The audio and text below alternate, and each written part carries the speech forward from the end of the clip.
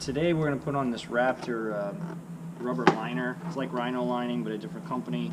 It's color tintable. It's pretty straightforward actually. You buy it in a kit, and you basically comes with different color packs. So you select whatever color you want, and then it comes with a jug of liner here. You basically pour in your color, and then you pour in 8 ounces of hardener and shake it up real good. Stick it right on the gun. They provide the gun and everything. And then you got to set your pressure and then see how you like the pattern. So you can adjust distance from your target, and you can adjust the pressure going into your gun to select, what kind of texture you want. So anyway, I'll get this mixed up real quick, and then we'll go out and test some on a test board over here.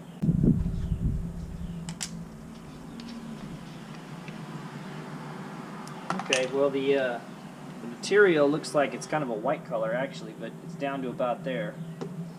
And the jug, so cut this off here. They got a line here that tells you where to cut. It's kind of, even I can't make that mistake on this. Alright, so pour that in. Kind of coming out like runny toothpaste. The color is, it's a little packet. Kind of like making ramen noodles. Dad, it's gross.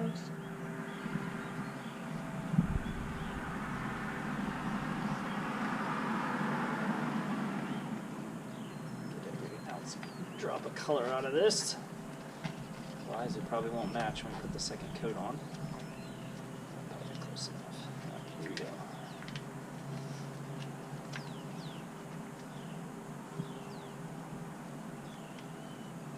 It says once you mix this stuff up and put the hardener in, you got about an hour to use it before it starts to harden in the gun.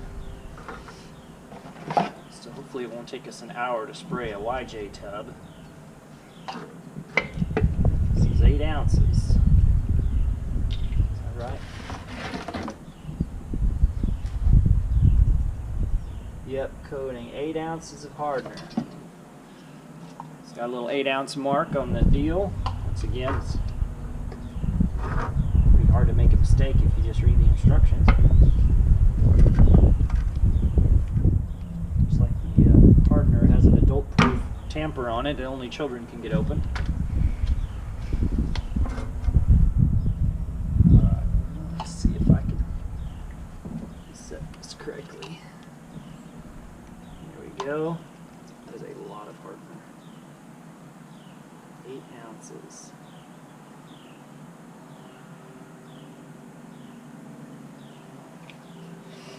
I don't see very well, but that looks like 8 ounces to me.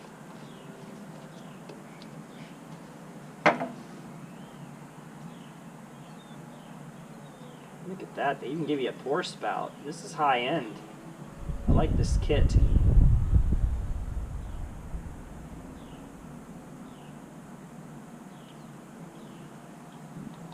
Certainly didn't have anything this fancy growing up with marks and all that kind of stuff. It's no wonder we did such shoddy work as kids. Alright, now it says to shake for 2 minutes. Let's see. Might have to take my shoes off to count that high. Shake.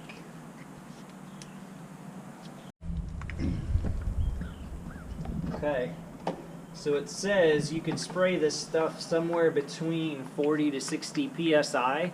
I got my air pressure regulator set on about 55, so when I pull the trigger it's probably going to drop to about 50. I'm going to try that on a PC test. I've heard people crank it all the way up to 80. I guess it'll just change the texture. It's a little bit damp today, so I've got a water separator down here on my air line to try to keep the water out of it. Hopefully we won't get any water in it while we're putting it down, but it is kind of humid today. Alright, let me get my guns set up, and let's see what this looks like. It's supposed to be gray. Looks gray to me. I hope our customer likes the color he chose.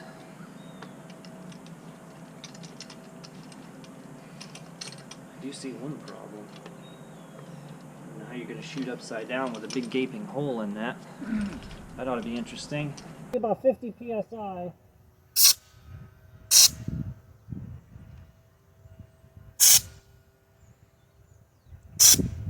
I'm going to turn the pressure down. I think that's too high. This will be about 40 psi.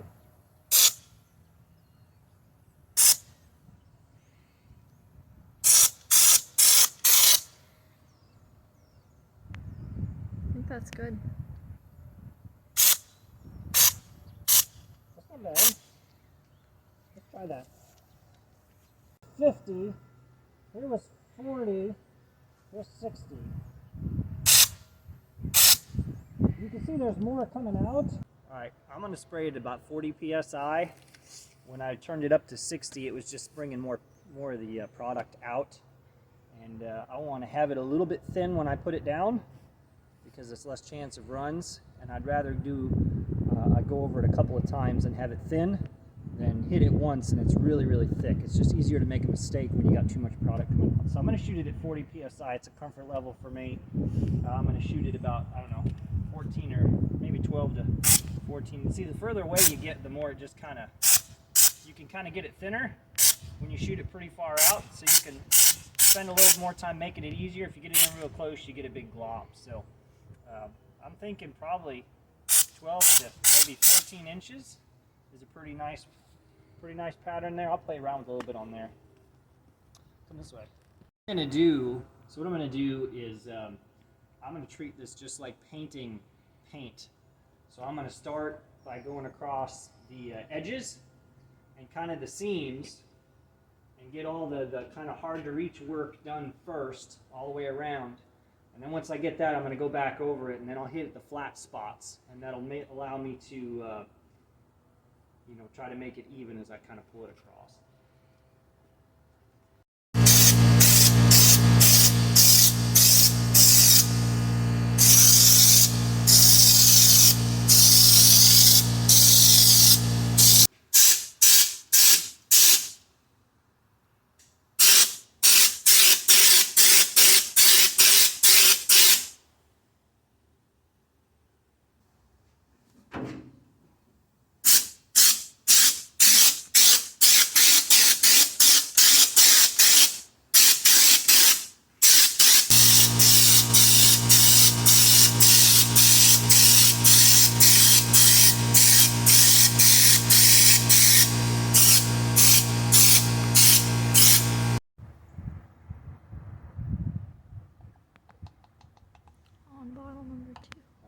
We're on bottle number 2.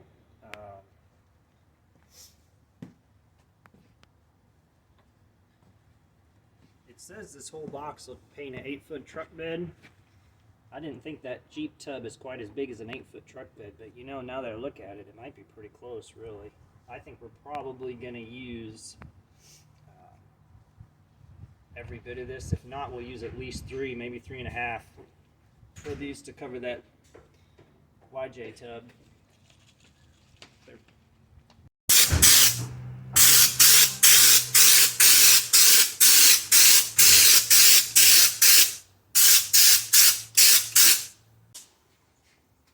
Okay, first problem with this setup,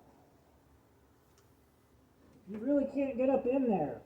I mean, the way the gun is shaped, you just kind of physically can't get in there, and they got a hole in the top, so you can't turn it upside down like some paint guns and shoot up in there. So that's problem number 1 with this system. I got paint coming out the top.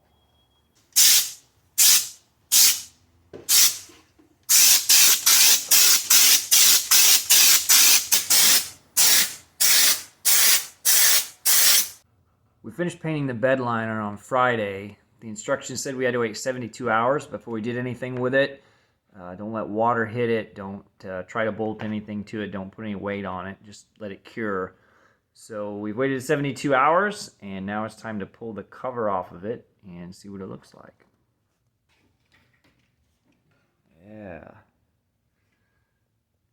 That came out real nice.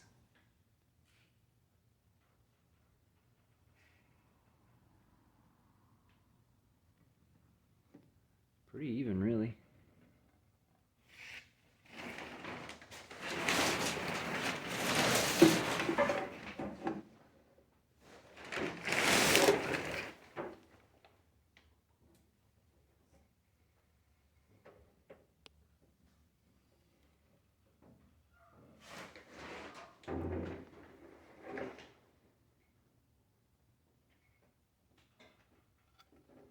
Can't complain about that. Looks great.